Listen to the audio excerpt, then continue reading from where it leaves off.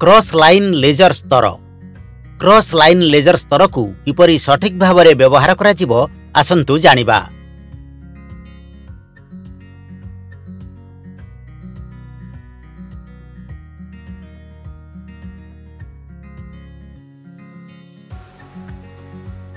Tile placement पाई आपण एही mark करिसंती कि ठीक अछि आज्ञा, यार कोण सठिक कि यह मो पाई भूल होईछि। जदि आपण एक स्ट्रिंग सहित माप करंती तेबे यह भूल हेबो। वर्तमान आमे यहाकू लेजर टूल व्यवहार करी सृष्टि करिवु। लेजर टूल व्यवहार करी एक लेआउट किपरि चिन्हित करा जाय मु आपनकू कहिबी। देखंतु आपण एही चिन्ह को स्ट्रिंग सहित तयारी करिसंती। यह केते भिन्न अटे। एबे आमे यहाकू मेलाइबाकू पड़िबो। यहाकू देखंतु वर्तमान सठिक कोण सठिक भाव में गठित। यही उपाय रे आमकू स्तर करबाकू पड़िबो। ठीक अछि सर। साधारणतः पूर्वरु श्रमिक माने लेबलिंग पाई स्ट्रिंग व्यवहार करुथिले, किंतु यह सठिक स्तर होई नथिला। एक क्रॉस लाइन लेजर स्तर व्यवहार करी लेबलिंग सठिक भाव में करा जाय। क्रॉस लाइन लेजर स्तर हेउची एक जंत्र जहाँ भूसमांतर एवं भूलंब रेखा अंकित करिथाय, जहा द्वारा आपण सामग्री को जे कोनोसी स्थान रे सठिक भाव में रखि परिबे किंबा कांथ किंबा भूमिर स्तर सठिक भाव में होई परिबो। लेजर स्तर व्यवहार करबा पूर्वरु बैटरी चार्ज करंतु किंबा बदलांतु। प्राय प्रत्येक लेजर स्तर रे एक रिचार्ज योग्य बैटरी थाए। लेजर स्तर व्यवहार करबा पूर्वरु साइट स्थिति को मूल्यांकन करंतु। निश्चित करंतु जे साइट एवं जंत्रपाति स्थिर अछि। लेजर स्तर दिग बाछिबा पाई भूसमांतर एवं वर्टिकल बटन व्यवहार करंतु। एही दिगटी आपणक कार्यर प्रकार उपरे निर्भर करे। एक लेजर स्तर व्यवहार करिबा बेले सुरक्षा सावधानता अनुसरण करंतु। सुरक्षा चश्मा पिंधंतु एवं जंत्रपाति सठिक भाव में व्यवहार करंतु। तेबे आमर क्रॉस लाइन लेजर स्तर व्यवहार करिवार सठिक उपाय कोन? प्रथमे बैटरी चार्ज करंतु किंबा बदलांतु। निश्चित करंतु जे साइट एवं जंत्रपाति स्थिर अछि। सठिक दिग बाछिबा पाई भूसमांतर एवं भूलंब बटन व्यवहार करंतु। सुरक्षा गगल्स पिंधि काम करंतु। इस्पात भाषण व्यवहार। आसंतु जानिबा किपरि सठिक भाव में स्टील भाषमान व्यवहार करा जिवो।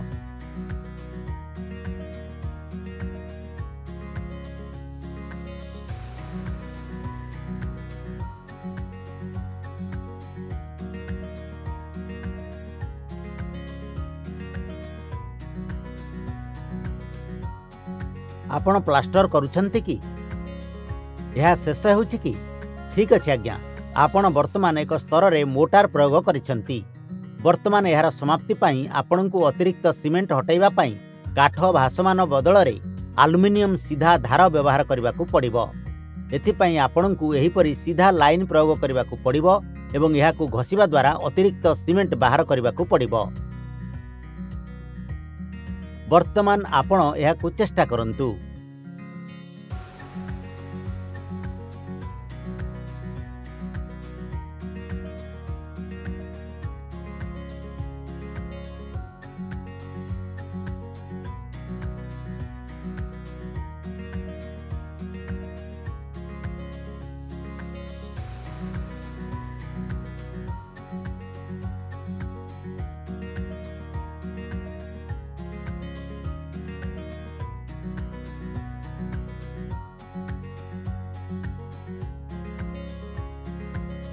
आपण वर्तमान प्लास्टर शेष करने को चाहूँगी कि? ठीक अच्छे आज्ञा, तेणु काठ भाषमान सहित यह संभव नुहे। एथिपाई आपण को स्टील फ्लोट व्यवहार करने को पड़िबो। स्टील फ्लोट सहित अंतिम समाप्ति करंतु।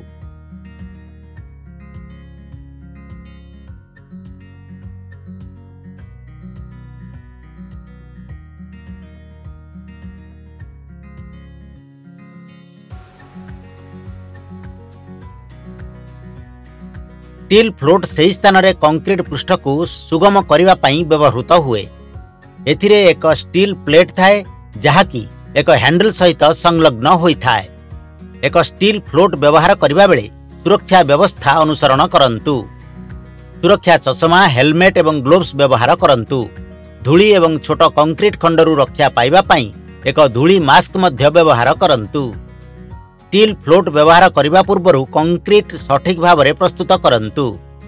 कंक्रीट को सठिक परिमाण में प्रस्तुत करने जरूरी। प्रायतः श्रमिक मानकर स्टील फ्लोटर तीक्ष्ण ब्लेड द्वारा हाथ कटि जाए, तेणु सुरक्षा नियम अनुसरण करी कार्य करंतु। काम सरिबा परे स्टील फ्लोट सफा करंतु। तेबे आमर स्टील फ्लोट व्यवहार करने सठिक उपाय कौन? सुरक्षा व्यवस्था अनुसरण करंतु।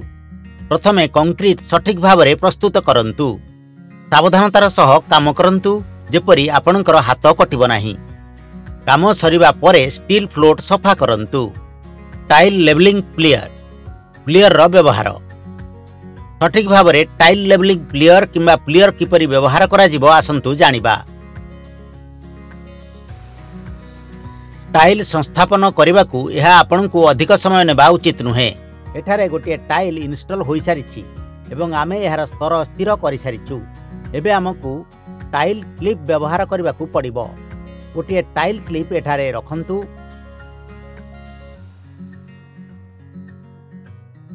एवं अन्यटी सही पार्श्व रे रखंतु।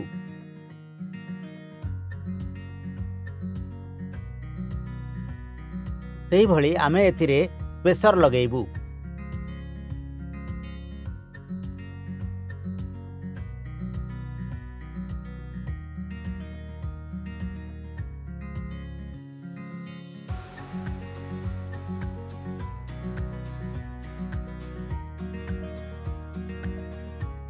एबे आमे एठारे स्थापित क्लिप उपरे टाइल वेज रखिबा। गोटिए को यही पार्श्वरु एवं अन्य पार्श्वरु प्रयोग करने को पड़िबो। वर्तमान एहार स्तर को संशोधन करने पाई आमे टाइल लेवलिंग प्लेयर व्यवहार करिबू। एहा को ठीक करंतु एवं एहा को दबांतु। देखंतु एहा करी एही अंशर स्तर होई गला। वर्तमान आपण एहा को व्यवहार करने को चेष्टा करंतु।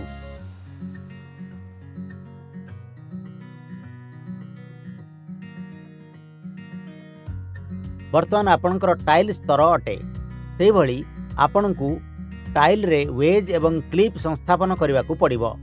किंतु गोटे कथा मन रखा हेबो जे टाइल संस्थापन करिवार 24 घंटा परे अर्थात परदिन आपणकु क्लिप भांगी टाइल रु वेज काढ़िबा को पड़िबो। ता परे टाइल गुडी को मध्य थिबा फांक को गरुटिंग द्वारा पूर्ण करने को पड़िबो। टाइल लेवलिंग प्लेयर गुडी को टाइल स्थापन समय एवं परस्पर सहित टाइल स्तर रखे। यही प्लेयर गुड़िक टाइल गुड़ी को अलाइन करिबारे साहाय्य करे। टाइल लेवलिंग प्लेयर व्यवहार करने बेले सुरक्षा सावधानता अनुसरण करंतु। सुरक्षा चश्मा, ग्लोव्स एवं हेलमेट व्यवहार करंतु, जहा द्वारा आपण सुरक्षित रहिबे। संस्थापन प्रक्रिया को सहज करने को टाइल गुड़ी को सफा एवं जत्नर सहित रखंतु। टाइल गुड़िक मध्य प्लेयर को धीरे धीरे रखंतु एवं टाइल गुड़ी को अलाइन करने पाई धीरे धीरे प्री करंतु। धीरे धीरे टाणंतु एवं टाइल को स्थिर रखंतु।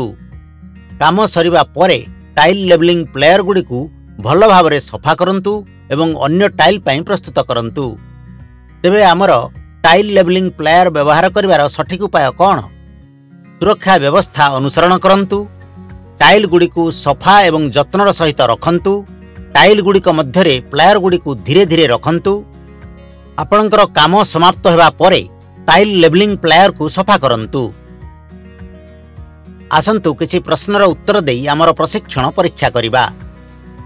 केउं उद्देश्य रे क्रॉस लाइन लेजर स्तर व्यवहृत हुए?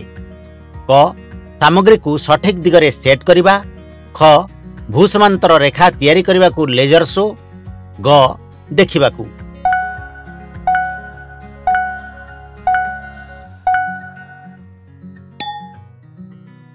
क्रॉस लाइन लेजर स्तर व्यवहार करने पूर्व क्यों मूल्यांकन आवश्यक? क. शक्तिर मूल्यांकन। ख. जलर मूल्यांकन। ग. भूतल मूल्यांकन।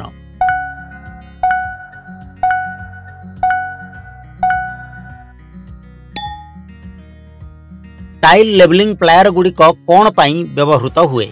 क. टाइल स्तर को रखिबा पाई एवं समान भाव में समांतराल करिबा पाई। ख. टाइल को रंग करिबा पाई। ग. काटिबा पाई।